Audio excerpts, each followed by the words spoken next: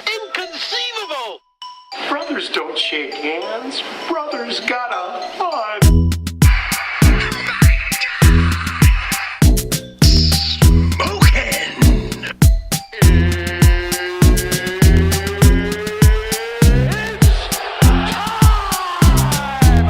Welcome to the Seats and Stickman podcast. Welcome everyone to another fresh edition of Cheap Seats and the Stickman podcast. We thank you for tuning in. I am, of course, the Stickman, Jose Maldonado, and with me, as always, is my co-host, my esteemed colleague, Jason Burgos. Cheap Seats, how you doing tonight, man? Kinshasa! I take it that you were doing really, really well. And this coffee has gotten me awake, baby. Woo! This dude is caffeinated up, man. The energy is high tonight. You're in for a hell of a show. I'm excited. I'm always excited to talk old wrestling. It brings a fire and a passion from within me. Oh, for sure, man. I mean, anybody can go back and listen to our ECW episode. I think they got a real good taste of that, man. Just, thinking back to what made us fans in the first place just really gets the juices flowing, man. Yes. That's kind of what we got in store for you tonight. Kind of taking a cue from our episode with our good friend Eddie Molina, where we talked about top 5 comic book movies that were influential to us.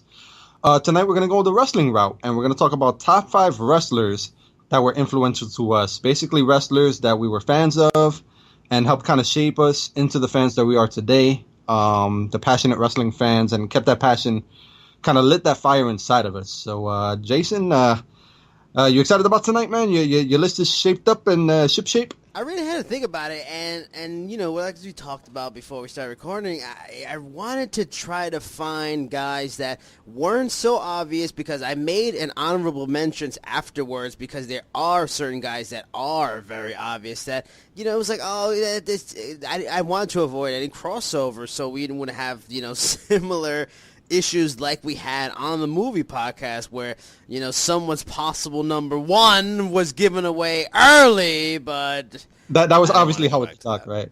That hurt me so deeply. I don't want to go back to that. I'm going to leave it alone. I apologize, good sir. I really thought you weren't going to go that route, but hey, great minds think alike, man. We synchronated, man. Exactly. Our minds are like one.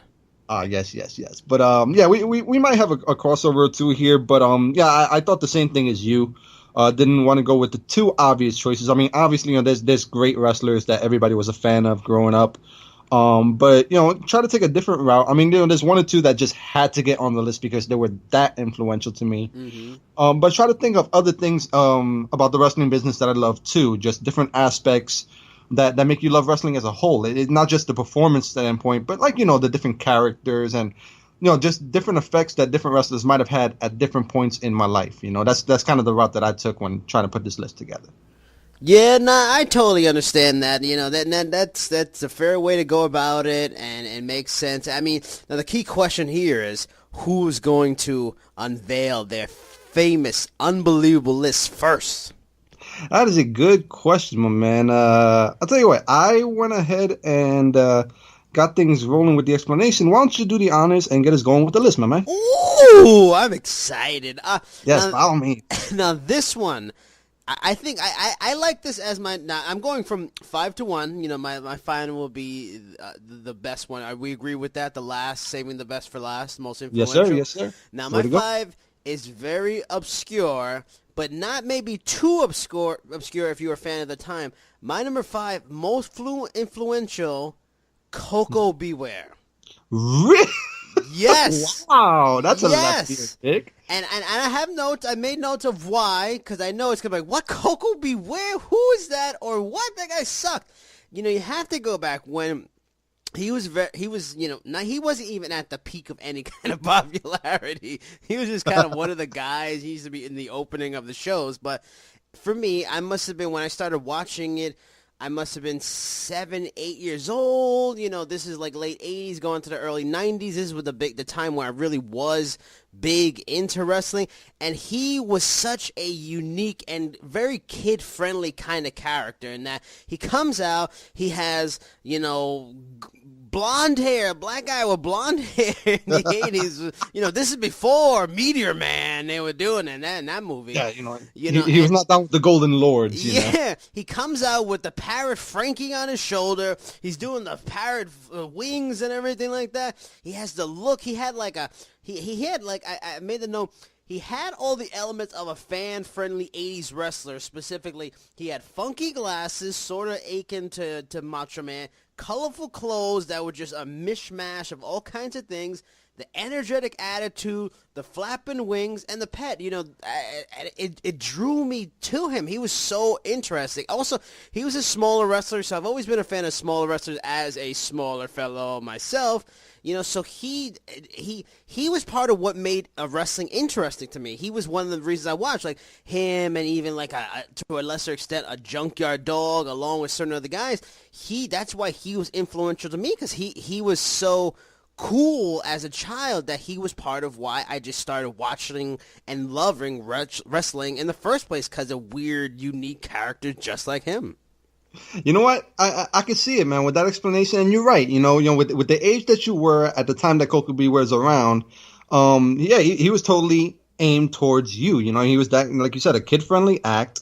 He was exciting in the ring. You know, he could work his moves, and yeah, he just had that package. You know, with Frankie the Parrot, like you said, I could see it. I buy that as Coco. Well, definitely wasn't expecting that, man. So I knew I was going to shock you with that one. I was excited to unleash it on you. Well, mission accomplished, my man. You definitely caught me with my guard down, but that's a real good opener, man. All right, so for my number 5 here, this one's going to be a little more obvious than Coco. Oh, boy. But, yeah, right off the bat, I got to say, you know, growing up as a kid in the 80s, you know, with the whole rock and wrestling when that was huge and everything like that. Of course, the biggest man around was obviously Hulk Hogan. Mm-hmm. And as cool as Hogan was, you know, I was a fan of Hogan, loved, you know, doing my training, saying my prayers, eating my vitamins, all that good stuff. Yep. There was somebody who I thought was just as charismatic as Hogan, but a far better performer in the ring, and that was Macho Man Randy Savage. Yeah, right when you said charismatic and far better performer, I was like, I wonder who that is. Yeah, without question, man. You know, Macho Man Randy Savage, that's my number 5.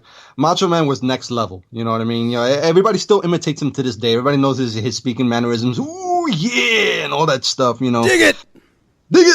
And you know, he made Slim Jims famous. You know what I mean? But they should almost start like their own Macho Man Rosetta Stone for his promos, because it is a unique kind of nonsense that guy used to spew in his promos. It's the kind of thing that you go back and even watch as an adult, and you're like, I don't know what the hell he's saying, but I like it. I do. Yeah, man. Yeah, unique is being very generous. Half the time you don't know what the hell this cat's talking about, but you just know you love it to death. You know, yes. Macho Man. He was must-see TV, whether he was on the mic, in the ring, you know, with Elizabeth by his side. There was only one dude that was big enough to go toe-to-toe with Hogan in terms of popularity at his peak. And, you know, an argument can be made for Warrior when he came along later. Yeah.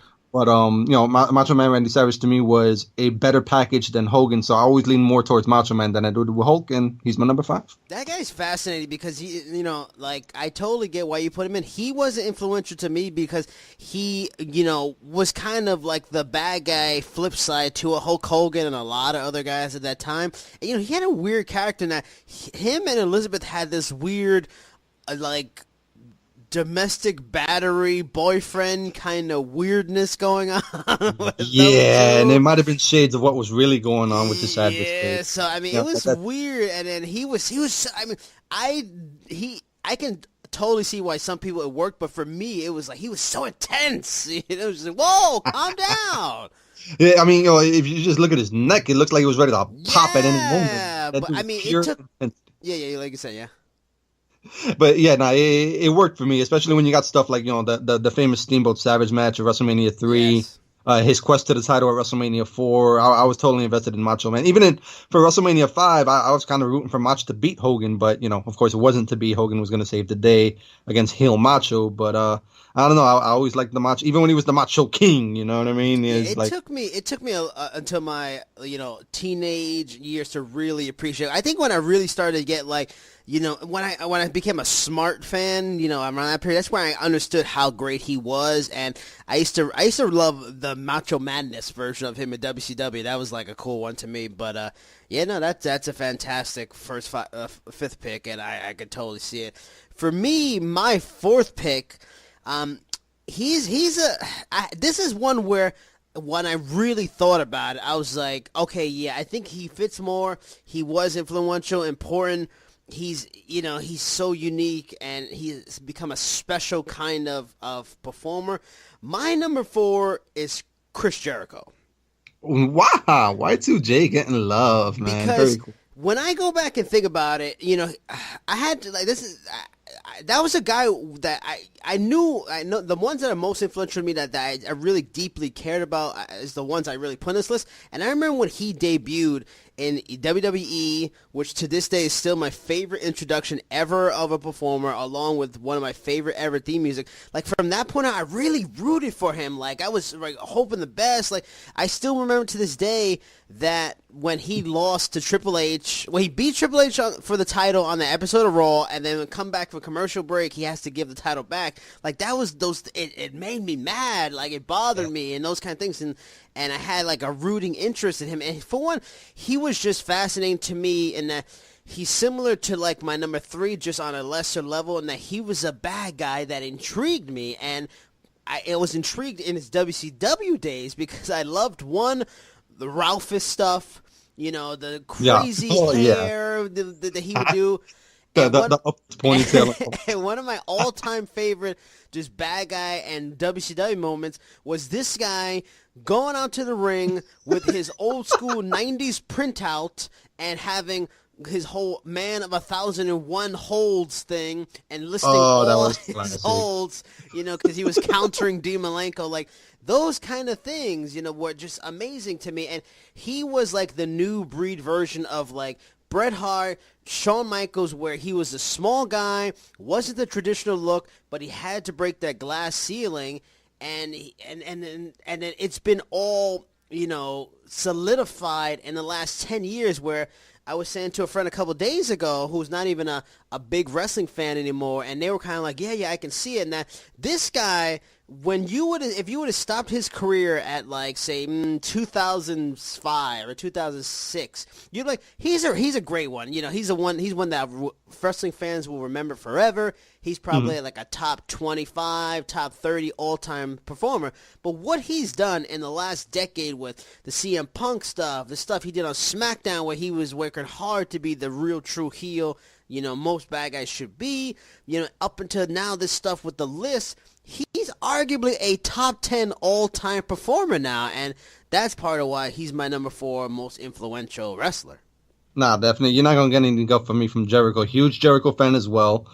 He's an honorable mention for me, and we'll get to those later. But Jericho is, like you said, man, this dude has really cemented his place as one of the all-time greats. And, I love that you went back to the old WCW days. You kind of saw shades of what was to come with the list, bringing out, the characteristics and stuff. It always seemed like he was one step ahead, and he still is, one step ahead of the curb. Yes. Where he kind of knows how to keep himself relevant. And the proof is in the pudding. Dude is like 45, 46 years old, still at the top level in the number 1 wrestling company in the world.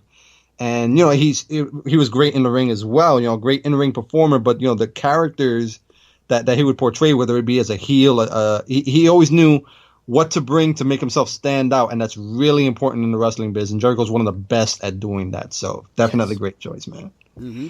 All right, so for my number 4, I started thinking about all aspects of the wrestling business, and this is where I was kind of touching on earlier, where one of the big things in the wrestling business is a good heel.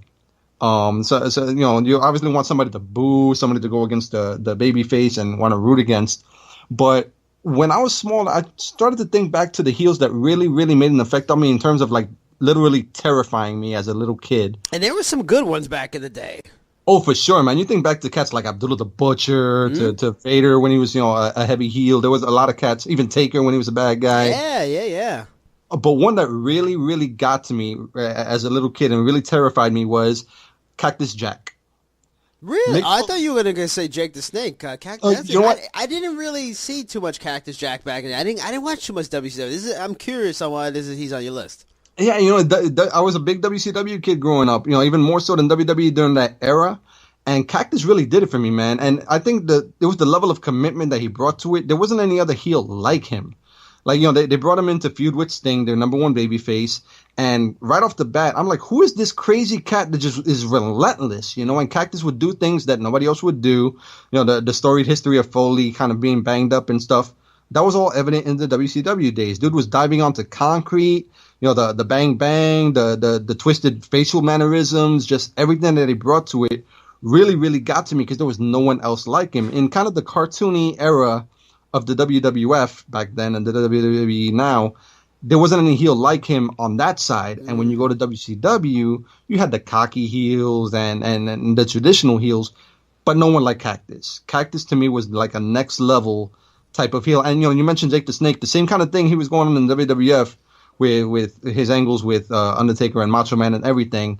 Cactus was kind of doing that in WCW, but completely unhinged. Like this dude, I think about if I ran into him in an alley, he had no qualms about putting me down and putting me to sleep. And as a kid, that really, really got to me. And we saw when Mick Foley became later on the type of performer that he was. The level of commitment that he brought to everything, whether it be in ECW, as Mankind, even as Dude Love. Dude, really committed to that. It started early with Cactus, man, and you could tell that he was going to stand out from the crowd, and he definitely did to me as a 10-year-old kid watching this kid, go after Sting. Cactus terrified me, so he's my number 4. Yeah, I like I said before, I didn't watch WCW much at all, but by the time I started to watch it, it was long after he had already become Mankind. Like, Mankind was my first introduction, so even if you had said Mankind, I would have been like, for the same idea, I wouldn't have been shocked because he was crazy too. Like that, I remember when they introduced him and seeing him pull his own hair out of his head. I was like, what the hell is this? This guy's crazy. And the screeching, talking, but after reading his book when it came out, years ago, that's when I really started to appreciate the WCW stuff. All the stuff you just mentioned, like I had not known about it until I read it from him, and I could see why he was so different and interesting, especially like diving onto some men with these elbows and everything like that. I just watching it, I bet that was like, what is going on here? For sure, man. I mean, for whatever weird reason, when I was a kid, I just happened to be more into WCW than I went into WWF, at least for a small window of time. Like this was when WCW was doing even more pay-per-views than WWF was. They had like Halloween Havoc, they had, Great American Bash, Ball Brawl, all that stuff. So I would order those instead of like WWF just because there was more of them. And Cactus was real prominent in the storylines and scared the hell out of me when I was that age, man. I ain't even gonna lie. I mean, fascinating. I mean, and even if you wanted to broaden it to his whole career, like you just did, that guy, it's unbelievable the kind of career he had with the tool set he had. My number Foley. I'm sorry. Yeah, just one last point on that. Yeah, Foley wasn't meant to be a superstar, but he broke through, and a lot of that is that level of commitment he brought to it, man. So yeah. My number 3 is pretty much like the anti Mick Foley, and he's up here because there was a time where, back in the day when the funds were kind of tight with Mom Dukes and we couldn't afford cable anymore. We lost cable for a long time. This happened to me a couple times in my life. And in those times, that's where I lost interest in wrestling. We weren't watching it anymore. I had, distanced myself from it, wasn't watching it anymore. And when that time came that I started getting interest in it again, there was one obvious guy that he drew my interest, and that guy was Stone Cold Steve Austin. But Stone Cold Steve Austin is not my number 3 pick. He's actually in my honorable mentions. Stone Cold brought me back to, watching wrestling. The guy that made me stay and had such an aura to him that I could not look away was the great one, The Rock. Okay. I remember going down to my cousin's house, watching an episode of Raw, getting back into it, having, known Stone Cold, know some of the characters, and then I saw this guy with his out-of-control shirt, these glasses, he's talking a bunch of trash. It was like right heading into his feud not his feud, but his match with Triple H, ladder match at SummerSlam, which was like a great feud, and that was a great match. And I was just mesmerized by him. He was so different. Like he was kind of like Ric Flair, but not. It was like almost like a cool hip version of Ric Flair. I mean, it was mesmerizing, and he was another one, and that's how it helped me pick the list. The guys that, I started to have a personal interest in their success, even though it's a predetermined world. And, when I remember when he became good and then he swerved us all, but became the corporate champion, I still loved him. And then when he finally became good, I was just, he had superstar status that he's one of the few guys with Stone Cold that really met, Hulk Hogan levels of popularity. And he had a moment that's similar to my eventual number one pick, that he had a loss that literally made me mad. Like, even though this is all predetermined and there's no reason to get mad, like, I got straight up mad when he lost in that Fatal 4-Way at WrestleMania 2000, which should have been his moment where he won in the main event, and then Triple H won because Vince, swerved everybody and everything. Yep. And you're absolutely right on that, man. I remember being pissed about that as well. It made no sense. Same thing, and then it happened the next year. He loses Stone Cold with the Vince McMahon swear. It was like, just give him his moment. But, he followed that up with, maybe the one of the greatest moments ever by beating Hogan, and that just epic, unbelievable. But, yeah, he just, and also, what was like similar to Jericho, he was the bad guy that made me, that grabbed my interest, and he's a guy that pretty much changed the industry forever in that, for better or worse, he forced the promo to be the forefront of making a guy a superstar, now to the point where if a guy can't cut a great promo, you wonder if he's ever going to reach his levels of greatness that you feel he can, but there's a set style and standard that the company has altered, how they think things because of him. The way he broke the mold of what's supposed to be a superstar. Guys like a Cesaro, they're not The Rock, and if they don't become The Rock, you wonder if they'll reach that level. And if Roman Reigns has to be like The Rock, talking when he probably shouldn't, all those kind of things. But anyway, that's why he's my number 3. Just a game changer, a unique, one of a kind guy. No, yeah, absolutely, man. The Rock really did change the game. Rock is a once-in-a-lifetime talent, and the proof is in the pudding. Look at the levels of success he reached now in the over there in the movie industry, and with TV shows with Ballers over there on HBO, man. The Rock was next level. Like, The Rock, there was nobody else like him. And you're right in the fact that now you look at Vince's kind of template of what he wants in a superstar.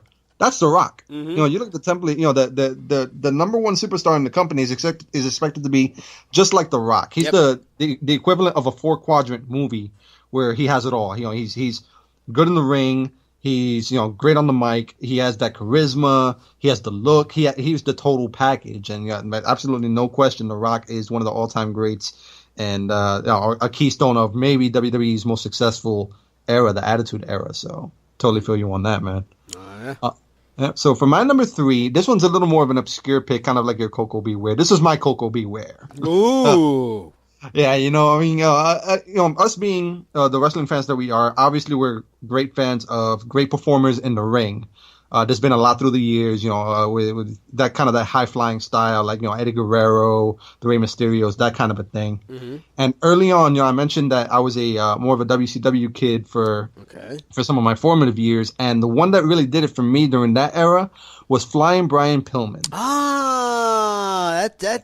This is better. This is better obscure than Coco. This is a highly respected, level, of talent. So I can respect this a lot. I like this one. That's true. I mean, Pillman, obviously, taken far too young, 35 years old when he died, and still, highly regarded amongst his peers. You still hear, some of the wrestlers talk about him, during his days with the Hart Foundation. But early on, he was that white meat baby face over in WCW, and he had that high flying style. And that was kind of my first introduction to it. He's kind of doing what Owen Hart was doing with the Blue Blazer gimmick. Yeah, and that was a guy that influenced me. I still love the Blue Blazer. Oh, yeah, for sure, man. As corny as that gimmick, as much as they played it off for jokes later on, Blue Blazer was awesome when we were kids, man. And Flying Brian was awesome in WCW. He was putting on matches that nobody else was putting on. He was like next level, and I just remember some of his feuds, like with with Z-Man, Tom Zink, and especially with Jushin Thunder Liger. Yeah, I always hear about that match. Oh my God, Super Brawl 2, that match it blew my mind. I'd never seen anything like it. It was the mix of the Japanese style with the American style, and it's something that we would see for years to come with the cruiserweights in WCW. We see a lot of that now with like Ring of Honor, obviously in New Japan, even in WWE with the cruiserweights with 205 Live. And for me, it all started with Flying Brian. I was a huge fan of his because he was putting on matches like nobody else, man. So, and he had that great character too, a lot of energy. Getting everybody riled up. So, even on the top of the card there were the heavy hitters, Flying Brian was on the undercard really doing it for me, man. So he's my number 3. And also an old school teammate of one Stone Cold Steve Austin, the Hollywood Blondes, which is still bugged out to like when you see footage of those two together. It's like, wow, it's kind of like looking at an actor that's like, you see it Sam Jackson in New Jack City. You're like, that's Sam Jackson? He's running the arcade in this movie? What? You go back, you see the Hollywood Blondes, like, that's Stone Cold with blonde hair? Man, I love the fact that you brought that up. I completely forgot about that era, but you're right. The Hollywood Blondes were so cool during that time. And if you listen to Austin talk, man, Pillman taught him so much about, presentation and kind of, working the crowd. And, Austin gives a ton of credit to Pillman. It just goes to show the kind of performer he was and the impact he had on the industry. And it's crazy to see those two, future legends kind of starting off, Stone Cold with blonde hair, and kind of healing it up like something The Rock would do. But Pillman was great during that era, even before and beyond, man. And then, like I mentioned before, there was that time where I had gotten away from wrestling. I wasn't able to watch it, and unfortunately, one of those periods were the whole Hart Foundation period with him, which I wish I would have saw. But even during that period, going back, I even know about now. He I think that's why they talk so much about him in the Hollywood Blonde Stone Cold, because he had a great feud with Stone Cold, even though despite he was nowhere near the talent he was. I think he had like some kind of major like leg injury at one point. That's what really curtailed it. Was it a leg injury or a back injury that kind of curtailed his career? I think it was a back injury. I think that's what got him on the painkillers, which unfortunately ended up playing a factor in his death. But it was a real shame. Yeah, you said he wasn't the performer that he used to be. But even then, him and Austin had enough of a personality to carry that. With the voice and the notorious skit in his house when he pulled a gun and everything. Yep, that's where I was getting to, because that was a bugged out moment. Like what? You got guns on WWE TV? Like the cops are showing what is going on? Like it was totally controversial. I mean, but yeah, he despite him being like probably 60% of the guy he once was, like that voice, that look, that style, I think he was dubbed the loose cannon, right? Yeah, the loose cannon. He really was. Like, he did not fit the mold of the Hart Foundation whatsoever, but he was what made the Hart Foundation fascinating, because you had these kind of, basic kind of characters that they all interesting, but they weren't very colorful, and he brought so much color to what could have been a very bland group, and that's what was so great about him and all the things he did. Yeah, so he's one of those guys that, you will look back and are like, whoa, I mean, like a famous, athlete that you'll remember, like, Howard Johnson, like, or, that wasn't a great player or something like that, but, he was good in the Mets. I remember he was good. Like, he didn't get the fame, and he wasn't up there for various reasons, but he's a guy that's, if you were a diehard, you remember, go, oh, man, yeah, Brian Pillman, he was special. Yeah, for sure, man. And then now, getting down to the top two. Now, these are big. Now, my top two is total... got into my heart. Now, he's not as much as into my heart as number one. I mean, he probably is, but when you're adult, it ain't quite the same. You're like, okay, this is fake. You can't take it seriously, whatever.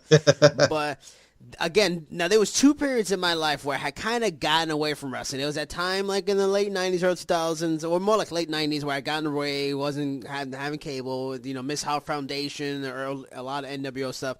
That came back. Then it was a period where the wrestling started to go downhill, and you had things like Katie Vick and all this nonsense, and you had Vince McMahon going out to the ring in the Royal Rumble and tearing quads. You had Kevin Nash breaking a leg or whatever. I mean, wrestling just got tired and terrible.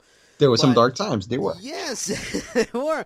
And even though it was in the periphery for me, I followed. This man made me like, bam, I'm back into wrestling. Like he was the only one I really liked watching. And then when he finally got into the limelight, it made me care about wrestling again to the where I am now, where I still deeply care about it. That man is one CM Punk. Ah, yes. He is just. I mean, he was just unbelievable. I mean, he fit the mold of what is the all-time untraditional kind of character look wrestler. You know, he's cut from that cloth. He's just not your normal kind of guy. You know, he didn't have he wasn't a physical specimen, but if there was anybody that had it factor, and it wasn't necessarily about their straight up surface look, it was him. And not to say he wasn't in good shape, he was in good shape, but he was so unique, and there was something about him, man. The guy had swagger. You know, that's one guy you look at, that guy got swagger. Like, you can feel the passion in him, like the love of what he was doing, and he didn't give a damn if you were down with it or not. He's gonna do it. He knows what he was doing, and he knows how to entertain you even if you knew it or not. But I mean, he was also he was like the champion of a new breed of kind of wrestling fans that cared about, you know, technique and technical stuff and the independence and, you know, who deserved it and who has merit and who's worked the hardest. And he was that kind of guy. I mean, but he also was a total package. He could wrestle. He can cut a filthy promo so that he can get the diehards who appreciated what he was doing in the ring, but he can get the casual fans who didn't get that, and all he had to do was say a couple of words and draw them in. I mean, he had a great, cool style, and I always like a person that has cool ring gear. You know, that's why I like Jericho. You know, that's why I was a fan of guys like Rey Mysterio or Eddie Guerrero. I always loved the putting work into making cool ring gear, having new ring gear, not wearing the same yellow trunks and boots every day for like 20 years. Seriously, man. You know, I can imagine what his closet looks like. Yeah, like I always, because, you know, he knew the nuances of a character, and part of the nuances was staying fresh. Even if you watch him over the years, when he changed, kind of like when he went from heel to face, good to bad, he would change his hair, or he would cut his beard, or he would grow a beard, or he would do all these little things, and it was part of why I appreciated him so much. And, you know, there will be few moments that I, you know, look back on with such admiration and love than when he beat John Cena at Money in the Bank in Chicago, when everybody thought he was leaving the company. I mean, those kind of moments are part of why I love being a wrestling fan. That total shock, didn't expect it. You think you read the internet, you know what's going to happen, and then it doesn't happen that way. It's also one of my biggest what if kind of things, because despite it, he, you know, still going on a long reign as champion and doing real well, it still is like a big missed opportunity of what he really could have been if they fully had gotten behind him as the face of the company. But, you know, that's neither here or there. He's my number 2. CM Punk, just, you know, one of the greats of all time, and just a beloved figure for me as a wrestling fan. That match at Money in the Bank against John Cena is the closest WWE has come to the fever pitch that the NWO and Stone Cold caused during the heyday of the Monday Night Wars. Yes. The energy in that arena and just watching it on pay-per-view was crazy. It was just crazy, and it was because of that, because of CM Punk, the performer that he was. You know, obviously the pipe bomb promo that everybody that has become famous now. Classic. Led up to that, you know, he just kind of dropped it. It was one of those Monday Night Raw moments that it's like, is this really happening? Is he mentioning all this stuff on air? You know, the Paul Heyman. I'm sorry, the Colt I forgot to mention that. Yeah, I mean that's up there to me. That's up there with Austin 316 promo. Absolutely. It's one of those sound bites that'll live on, you know, in WWE lore as one of the great moments. And you're absolutely right. CM Punk, you know, he was the kind of performer that you can count on to knock it out of the park no matter what was thrown his way. You look at him, you know, when he was trying to get the ECW brand going, when WWE rebooted that, when they put him in the Straight Edge Society, which was such a cool gimmick that didn't get, you know, enough play.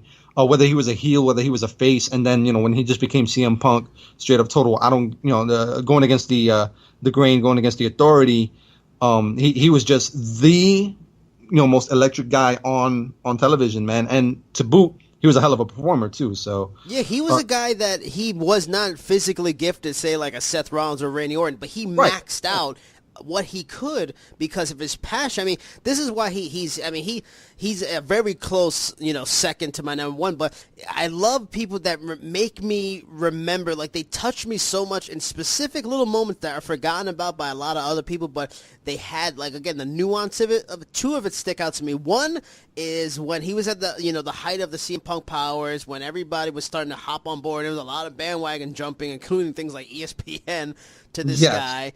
But when he cuts a promo with Triple H on an episode of Raw, I think it was Raw or SmackDown, and he just straight up says, "This is Phil Brooks talking to Paul Levesque," and I was like, "What? man. This dude just went real life on this. What?" Like those kind of moments. And the other one was a little smaller, not as like shocking, but I remember, again, one of his great promos. He cuts a promo on John Cena, and he calls John Cena the Boston native, the New York Yankees. He calls him, you are the New York Yankees of wrestling. And it's like, oh, and then on the pay-per-view match after that, my man, again, going back to changing your outfits and gear, he comes out in pinstriped gear. Loved it. Loved it he's so from much. Chicago. He's not a Yankee fan. He's a Cub fan. But he, again, caring about the little things and sending a message. Like, you don't have to send a message just only with words or what you do in the ring. It could be your gear or a little thing here and there. You're like, he made me appreciate those little things about wrestling and doing stuff like that. And that's why he was just so mind-blowing to me. Like, he's also one of the few guys that you look at this, latest run by Brock Lesnar. Where Brock Lesnar, this has been a great run for him. He's had a lot of great moments. Mm-hmm. He's one of the few guys that has gotten a good match out of him. Yeah, like sure, there's been the Dean Ambrose match was just okay. There was a couple matches like the Roman Reigns was pretty solid. One of his great ones it was him, Roman, and Seth. But him and CM Punk and Brock, that was one of the few matches where Brock really was willing to sacrifice and give a little. And like CM Punk looked good despite being completely physically outmatched. That was a good match, and he only lost because Paul Heyman interfered. Which, again, of the matches he's had, Brock has dominated and pretty much won cleanly against all-timers. CM Punk, they set it up that he got cheated out of beating Brock Lesnar. Yeah, and I think the reason they had such a great match is because they're kind of the same mindset where, a lot of people live for the WWE. They don't. Brock has made his intentions clear, and Punk, obviously, now being in the UFC and the unceremonious breakup he had with WWE, they were just kind of two dudes trying to prove that they can make it, regardless of what WWE throws at them. And that was a hell of a match, man. And Punk it's crazy. This dude, the level of intensity he brought, and you hit it right on the money where he wasn't the most physically gifted guy, but the level of passion that he brought to it, he was kind of like a Mick Foley where he exceeded what was expected of him. Yeah. And bonus points, in my humble opinion, when he was feuding with The Rock, leading into WrestleMania when Rock was about to go with Cena, CM Punk's one of the only dudes that, to me, outdid The Rock on the mic. Yeah. Not all the time, but there were one or two promos there where I'm like, all right, Punk's the winner tonight. And that's rare to say with somebody the caliber of The Rock, but Punk outdid him on the mic a few times. There was a classic, your arms are too short with box with God. He did that to him. Yes. Like that. The Rock, that's the funny thing about The Rock. When he came back second time around, you saw the flaws in his promos. Like, oh, he's going to say silly things like strudel and, the monkey nuts or something like that. Yeah, I think you mentioned not too long ago that even New Day kind of outshined them on the mic one of the times. Yeah, and I remember when, his feud with John Cena, I was like, damn, man, I'm going for The Rock, but John Cena is beating The Rock here in the promos. But, it still goes to your point, like, in the end, the crowd, The Rock's the legend. So The Rock can you can say everything right, and it's all facts, and just rip him apart, but he just says monkey nuts, and it's like, oh, The Rock got you.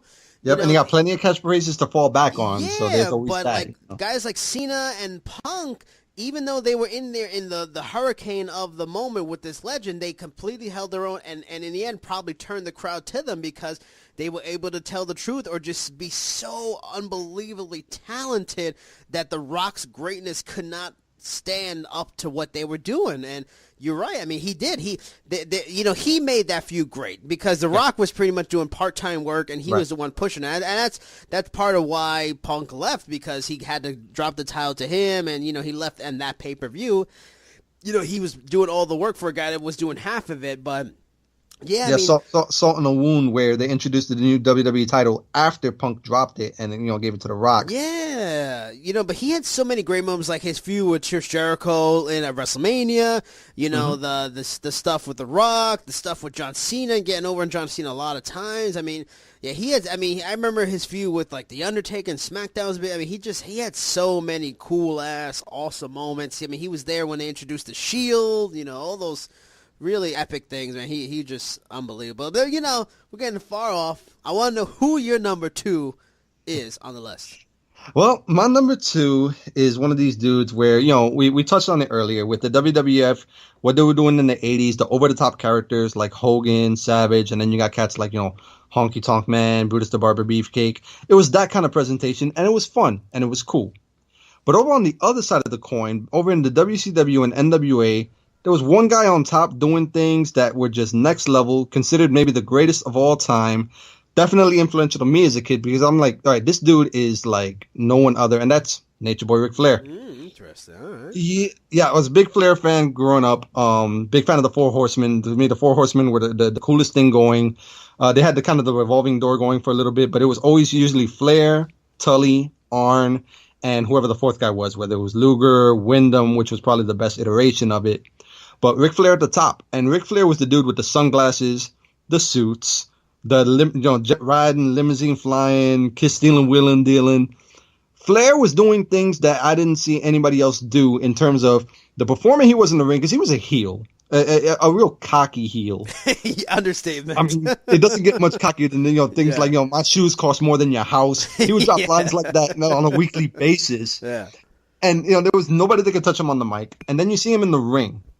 And this dude, no matter who he was in the ring with, it could be dudes that you watch them one week and it's like, oh God, that dude is terrible. But he gets in the ring with Flair, and Flair can bring a 5-star match out of anybody in his prime. And I always appreciated that about Ric Flair. He kind of made me appreciate what it takes to make a good match. Especially now as an adult thinking back, kind of the fan that I am now of performers started with Flair, and my number 1, which we'll get to. But, Ric Flair was doing things that it was amazing. Whatever style, if he was working with Ricky Steamboat, he worked that kind of a style. If he was working with Sting, who he actually, if you talk, if you go back to wrestling lore, Sting was made when he fought Flair at Clash of the Champions 1, the 45-minute Broadway, that made Sting a star. And that's what Flair did with anyone. He put, you go down the list, the Lugers, Barry Windham's, Sting, Dusty Rhodes, Harley Race, all these legends that he was in the ring with, Flair just shined like a diamond, man. And, there's a reason he's regarded as one of the greatest of all time. And even as a kid, I was able to pick up on that, man. Flair's my number 2. He's similar to me and like Macho Man. Like I had to appreciate him when I got older because as a kid, again, intense. It was so intense. I was like, whoa, I don't know about limousines and jet ride. I don't know about women. Come down. Whoa, I'm young. I'm like 10 years old. But he's same thing, and he's funny to me because he was an old timer. He used to put on these great matches, but he used to do things that he used to do the same ludicrous moves all the time, but it worked, and it wasn't like so much like I don't think he ever landed a successful move off the top rope, but Lord knows he'll try every match. That, or like you throw him into the corner, he flips around, and he's on the other side of the rope, and you can knock him down. That, or the face, no, all these things, so stupid, but it just worked. It was great. Like it was part of the entertainment factor, and that's what wrestling is. It's entertainment factor. That's what made him different than what's going to be my number 1. That's probably why both of them had friction, is because he was entertainment factor mixed in with the great technical wrestling and ability and everything like that. And he's so amazing because he stretches across so many eras. He stretches across from the Freebirds to Sting and Hogan to the NWO to DX to the evolution, you know? Yeah, you know, I mean, and always still very talented. Like even down to his last match with Shawn Michaels, it's a good match, and this guy's like 50 years old. Yeah, man. Yeah, I am, honored to say that I was actually there the night for WrestleMania 24 when he fought Michaels, and you could feel it in the air, man. I mean, this was something special that we were watching. Him coming out with that glorious blue robe, the fireworks, the pyro. We all knew what was going on. This was going to be his curtain call, his last match. But you could just feel it that this was one of the all-time greats, still able to perform at a high level, and it was just, it crazy intense to see that in person. And like you said, it's just because of his storied past. He stretched across so many eras. You go down the list of legends that he's fought with, man. He was there for all of that, man. And to see it come to an end that night, that was super special, man. Now, my number one is he's not the opposite of Ric Flair, but he's very different. He's really like a B-side, not like in a bad way. Like he's like a mirror flip. And I'm wondering if he's going to be your number one based on something you said earlier, but we're going to see. I think he is. So we can just if there was going to be an overlap, I thought this might be it. And if I'm right, I'm pretty sure. Anyway, go right ahead. Good. No, not my number one. He became my number one.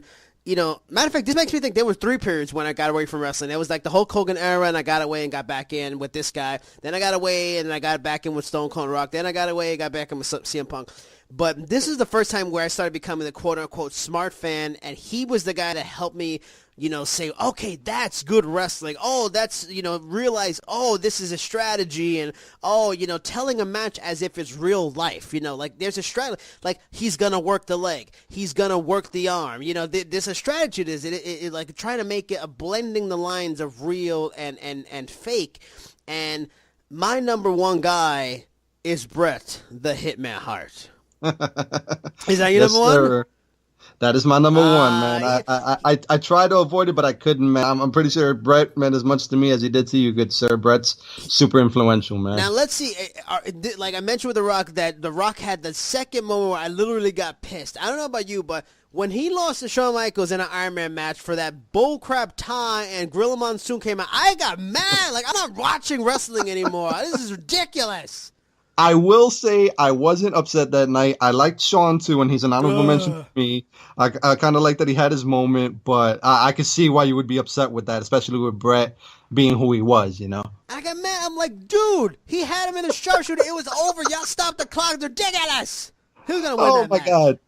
And let me just say real quick, the booking to that match is one of the most brilliantly booked matches for the fact that they gave them 60 minutes, and they were still zip-zip.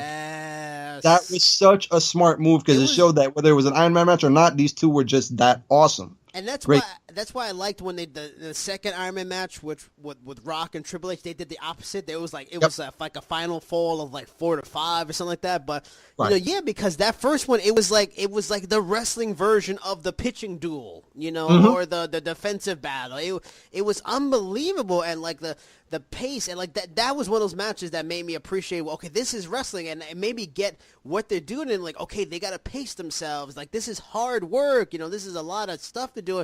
They got to find those moments to rest, and like how they told the story, like you go back and watch it, it's a long watch, and there's parts of it where it's like, this is kind of boring, but there's a reason to it, there's a method to the madness, and that final like 5 minutes is it's so built, the intensity, because it's like a flurry of all this craziness, and unbelievable, man. I mean, he was the guy wearing pink, and he was still badass in a time where it's like, you wearing pink? I don't know, well, we wearing pink. It was a different kind of thing. I don't know about you, but I was the kid who wished, damn, man, I wish I was in the front row to get Bret's glasses.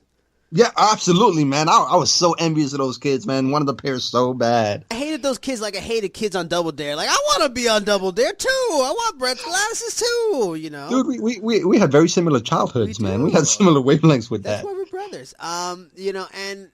Just, he was like the technical wrestling, the psychology of it, like I mentioned before. Again, he was a guy that he had a charisma. He wasn't a speaking charisma. It wasn't like a CM Punk or the Rock, or the Hogan. It was a charisma to him that he had this likability. He had a warmth to him. That's why he was like the perfect goody-goody in the last era of goody-goodies.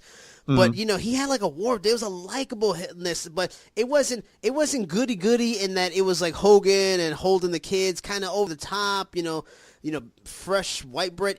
He had edge. Yeah. He had swag. He come out with the leather jacket, like, yeah, I'm the man. Yeah, I'm the champ. I earned this. So that was what was great about him too. He was not anti-hero. He was like in the middle. It was so amazing. He, just so fun to watch. I still, look fondly on like the matches with like Diesel and Undertaker, because the strategy, like, he's going to chop down the big man, he's going to work the leg, and him versus Undertaker was mind-blowing, because it was when Undertaker was on fire as a good guy. It was one of the rare times for the first time in a long time they had a good guy versus good guy match, and they had such amazing matches. Another one, I'll stop right here so you could take over more on him, but I remember his matches with Mr. Perfect. I remember that match with Mr. Perfect, second round, King of the Ring. Unbelievable. And then, like, I totally bought in. Like, I think he fought Doink in the first round. Really good match, surprisingly, with Doink. He fights Mr. Perfect in his classic in the second round. That Bam Bam Bigelow gets a bye to the final.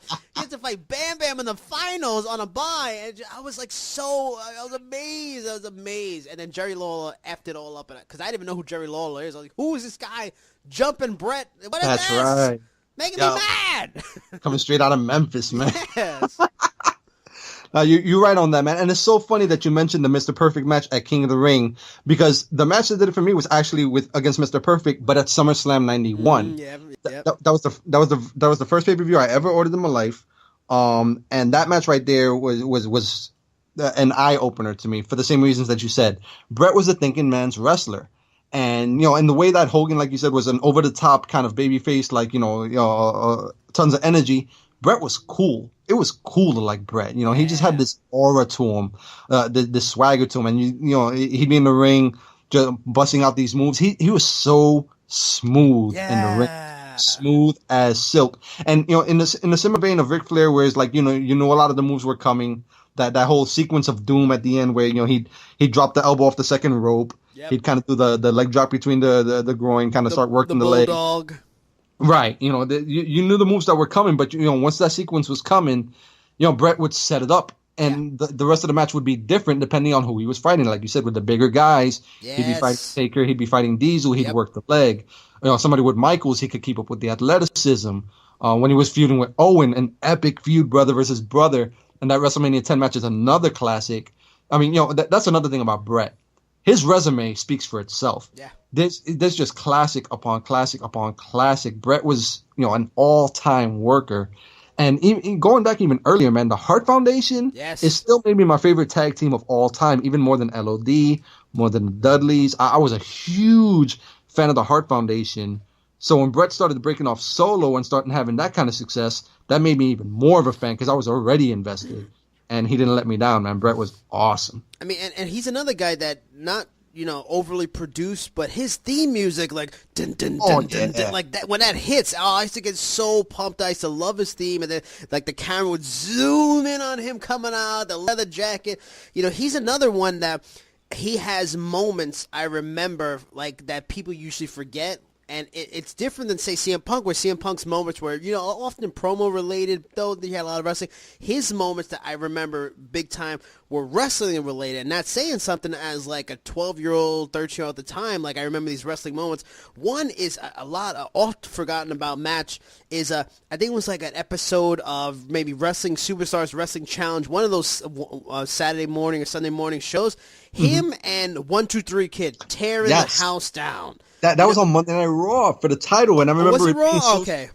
Yeah, and it was one of those early Raws, and I remember it being so strange that 1-2-3 Kid was getting a shot at the world title on Monday Night Raw. That never happened, and you're right, they tore the house down. That's the thing. He can do those things. He can have those matches with anybody. Like another one is a lot of people forget. Like Razor Ramon's early introductions into wrestling was as a bad guy, and he feuded with Bret for the title in really good matches.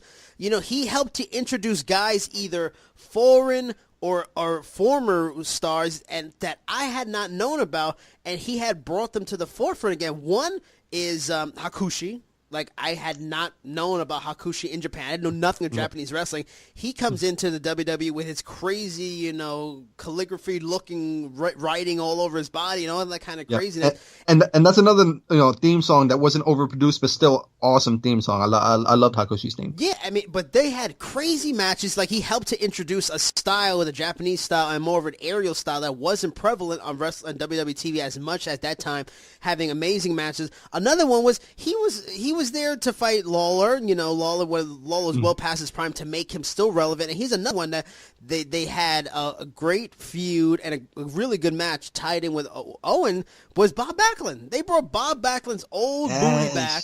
And they had a great feud that Backlund introduced the crossface chicken wing, which scared the hell out of me because, that was like the one thing that was like Bret's kryptonite. That was like a move he couldn't get out of because he can get out of every move. And I still remember to this day the throw in the towel match with him and Backlund, with Owen in Backlund's corner, Bruce Bulldog in Bret's corner, the whole thing where Owen fake cries to his parents to get his mother to throw in Bret's towel when he's in a crossface and Bret is in a crossface and he wouldn't give up. Because if anybody out there is listening to this, if you got a crossface chicken wing put on you, that thing hurts. So I'm like, I felt for Bret. I was like, oh man, we've all tried it. We've all tried it. Yeah. So he's in that crossface like 5 minutes. Those kind of moments I remember like it was yesterday. He had, him getting attacked by Diesel and Diesel powerbombing him like 3 times. Like, oh man, Yeah, Bret had that gift where you would be invested in his matches, man. Even later on when he turned heel and was feuding with Austin, didn't think that famous double turn at WrestleMania 13 is legendary.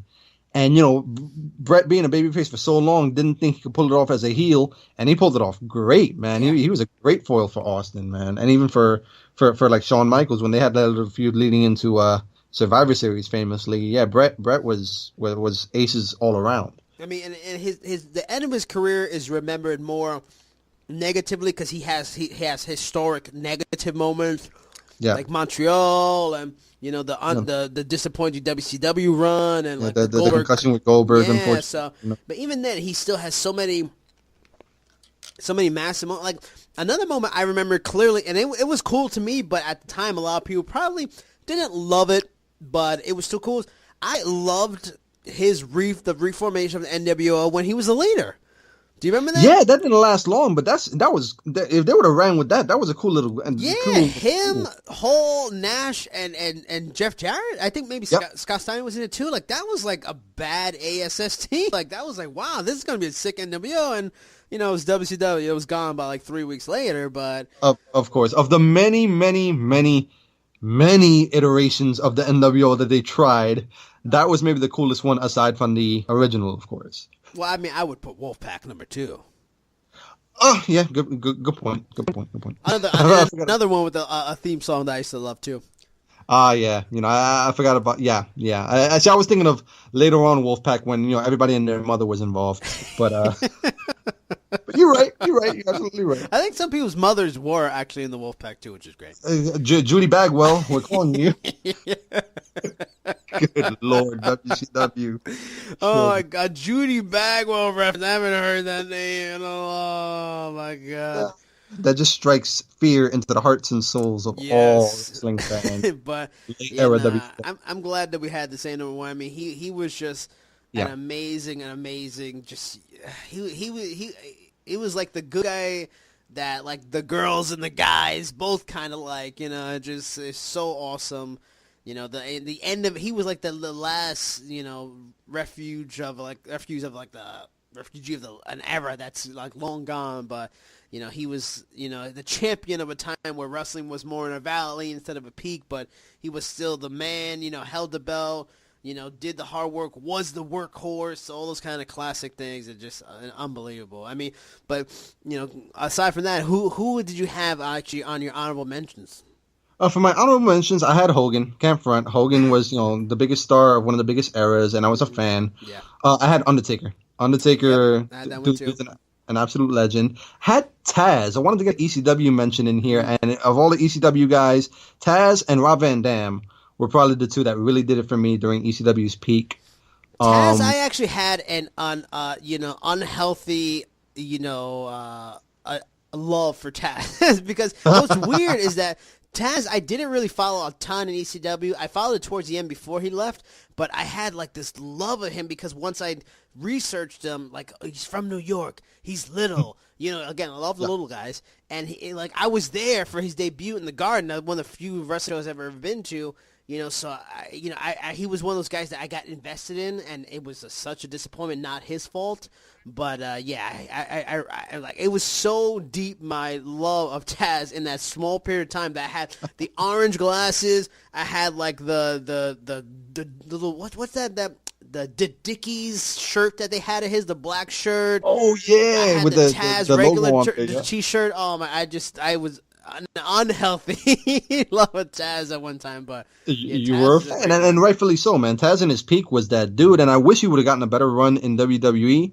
But in ECW, he was the man, and Yeah, the he fact, was a wrecking ball, man. oh yeah, love Taz in his peak. I want to throw a tag team in there and throw in Legion of Doom. Legion of Doom, I thought were really cool in their heyday. They had a look like nobody else, and still highly regarded. And Mr. Perfect, Mr. Perfect Yeah. was a Those really early on. promos, oh my god, those promos are still some of the best Yes. ever. Yes, all those vignettes with the athletes, that's not great. That's perfect. Yes. Love it. But yeah, no, those were, and I'll throw in from the recent era, two cats that really stood out for me were Edge and Randy Orton. I think Randy Orton's really underrated in terms of how good he's been for so long, almost as good as Cena. And Edge was just, he's kind of a dude where, like Bret Hart, where I was really invested early on, and glad to see the success that he got later on in his career. So. Yeah, I also, just like you, I had Undertaker, I had Hogan. I mean, Undertaker I was close to putting on because he was like right at that period with Bret. Like he was my number 2, with Bret at that time. I mean, Hogan, it was too easy to put Hogan for me, and it was just because he was the main thing. So when I got into it, everybody liked Hulk Hogan. So it wasn't special to like him for me in hindsight. Some of the other ones that you didn't have that I had was this a tag team too, similar to Coco Beware, again kid friendly, and they had a pet. Always love the pets. Oh yes, I think I know where you're going The with this British Bulldogs, baby. Yes, super cool team. I love the British Bulldog. I love Dave Boy. Loved again Dynamite Kid, little guy. Loved little guys. I was a big fan.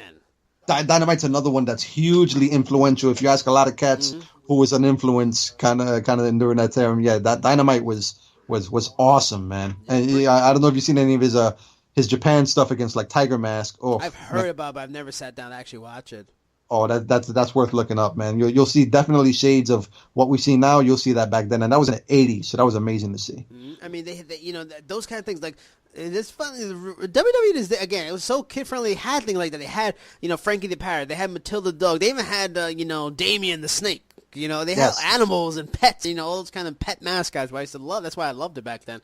Another guy I had on my honorable mentions was the man who made me so angry back in I think it was 1994 with that Iron Man match with Shawn Michaels. I hated Shawn Michaels. I hated Shawn Michaels. Like, I didn't like him. I didn't want to be a sexy boy. I didn't want to do that. I didn't like any of that stuff. And that it took me for him to retire, retire way earlier than he should have with the back injury. When he came back and had that match with Triple H, and the way, again, he was a guy, nuances. He's coming back, but he's not a wrestler. He's coming back for a fight. So he's got the cowboy boots on, the jeans on in this return match. Those little things. And I told Bud, and I was on the edge of my seat. Like, anytime Triple H hit a backdrop on him, I was like, oh no, he's going to hurt, you're right on that. And Sean, I forgot to mention him, but he was another honorable mention for me. And you talk about his comeback. There was a nice little run there, I think, of 8 years in a row where Pro Wrestling Illustrated had their match of the year. Sean was involved with the match of the year, I think, 8 years in a row according to fan vote. So that goes to show how awesome this dude was in the ring. And man. is this in what, his first run or his second run? His second run? Yeah, that's amazing. That's why I appreciated him, because in his first run, he was just the opposite of like say CM Punk, where this guy's a physically gifted, amazing. How he used to sell, what he can fly around and do in the ring. Like, he was just so gifted. But then when he came back and he was an older man and had to be more careful with his back, that's when I really appreciate what he can do. Like, some of the matches he had, like the feud with Chris Jericho was amazing. He had great matches with John Cena. Never forget him landing the super kick while Shelton Benjamin is trying to springboard into the ring. Oh man, that's maybe the best. That's the equivalent of an RKO out of nowhere. Yeah, man. like he had unbelievable match with Triple H. Their feud and his return was amazing. The Ric Flair stuff. He fought like Rob Van Dam once or twice. The match with Kurt Angle at WrestleMania 21 is another. Oh my god, one that doesn't get talked about enough. That's a classic match. Yes, I mean those are ones I forgot about because it's overshadowed mostly by his back to back with the Undertaker, which those are unbelievable. He had some of his greatest matches at the end of his career, and that's what blew my mind. He would be on my top 5 if I didn't hate him so much back in the day, but. Like, he almost made my top 5 just from the awesomeness of his second run. But also a guy, to add my last honorable mention, that he was a guy that blew my mind. Like, I never seen anything like it before. Also, if we're looking at a trend here, little guy. Uh-oh. I think you had a little bit of a thing. I mean, he blew my mind. Like, the fact that he became a WWE champion is still amazing to me. But Rey Mysterio. Yeah, that's a good mention. Unbelievable! Like, I remember when I first started watching WCW, seeing some of the stuff he did. I was like, I never saw anything like that. The speed and not only was he fast, he was fluid. Like, he made it look so easy compared to a guy like Sin Cara, who just looks clunky. Either version of Sin Cara, either one. Like, he just makes it so fluid. His speed in and out of the ring for a small guy. Him becoming champion in WWE is just it blows my mind. It's still amazing that he reached that peak and that height, but and I still, again, a similar thing to CM Punk, Jericho. I still love that he's to change his look. Every pay-per-view he had like a new thing. Like, I remember when he had the Spider-Man outfit, or he had like a Riddler outfit in WWE. Like, he's to change his gear. I used to love that, but he was amazing too, just groundbreaking. Never before seen kind of stuff in America what he used to do. Oh yeah, for sure, man. The same way that Brian Pillman and Jushin Liger kind of introduced me to the high flying style. When Mysterio came in, he took it to like the next level. I'll never forget when WCW used to have the War Games, which is a match that WWE needs to bring back. I love War Games. Yes. They had the 2 rings set up, of course, for the 2 ring steel cage. Mysterio had a match against, I think, like Super Calo or one of them, luchadors that WCW had. One of the many. One of the many. And he did a springboard where he went to the top rope, did a backflip to the second ring, jumped on the first rope, jumped on the second rope, jumped on Super Calo, did a Hurricane Rana, and pinned him. My jaw was on the ground. And Rey Mysterio just had plenty of moments like that, man. Like, there's no one that's even, like, a guy like Kalisto is close to him, but even he can't hit, like you can see just Rey Mysterio doing stuff, like, with his eyes closed in his sleep. Like, he just made it look so easy, really, really hard stuff. And, I just, even late in his career, like, even when he started having injuries, he had to slow down a little bit. He was still so amazing. And he can tell a story. He was another one that, despite his style that was all high spots and high energy and fast, he could tell his fun story too, and be the small guy and the underdog. He was a classic underdog. Yeah, absolutely. Mysterio, you get emotionally invested in his matches, man, for sure. Mm-hmm. But I mean, I had a fun time doing this list. I really enjoyed it. Oh, yeah, this was a blast, man. Always great, talking wrestling with you, and especially stuff like this, kind of our formative years into becoming wrestling fans. Mm-hmm. This is a blast, brother. Yeah, I enjoyed it. So we want to wrap it up here. You want to, have any final thoughts? Send them people away with. I think we're good, man. I think, it's an exciting time to kind of be a wrestling fan. If you look at what's going on with the Royal Rumble coming up, Goldberg and Lesnar being in there, Cena's about to come back, Owens is still champ. We'll see on Sunday. Yeah, for how long? For how long? AJ Styles is on top in SmackDown. For how long? For how long? Mania season's coming up, so there's bound to be some changes. Some we might approve of, some we might not. But regardless, It's exciting stuff going on there, man. And as unhappy as we might be knowing the possible AJ and Kevin Owens reigns are ending, that's why we have moments like this and we do this, so we can appreciate the good times and the good memories we have, and be warmed in our heart and soul by those, even though something will happen that'll let us down soon. Yeah. But Absolutely, we got to keep the positive vibes going. But of course, yeah, that's why we do what we do, man. So yeah, I mean, thanks for listening, guys. You can always reach us, of course, on our usual channels. You can reach me at Stickman Cinema at Twitter. Jay, your Twitter is at Cheap Seats. Yep, Cheap Seat Chat.